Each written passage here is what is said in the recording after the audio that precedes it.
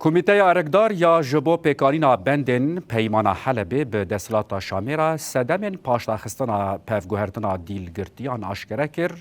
که پشتی دستلات شامه بردانا دیلگرتی نیه پجیرت کر پفگوهرتن هات به پاشتاخستن.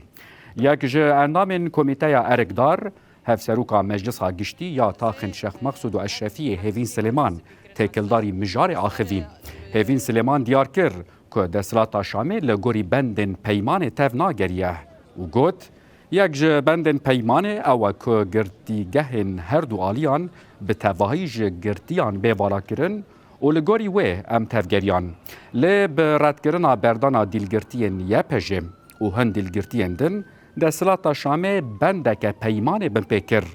هیوین دست نشان کر که پیمانا که هاتیه کرن دوام دیگه و بطال نبوین لراستی آستنگین دستلات شامه ته اندام کمیته ارکدار و رویبر هزن اولکاریا هندرین بهرمان بکرجه دیار کر که وان حاضرتی کربو که تواهی دیلگرتیان به تو پرسگره کان تسلیم بکن و بردن لراستی آستنگین دستلات شامه هات قهرمان بکر گوت که ام لسر والا کرن و سبی کرن آگرتیگه هن بیسرارن و گاوان پاش دا ناویژن. وکم ببین هفکرینی هاتی کرن دهل مجلس گشتی دا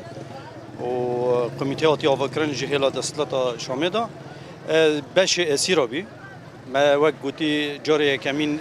بش اسیرا هات مشاندن اف جاری دیامین بی حاضرتی مهبی ما دخواست ام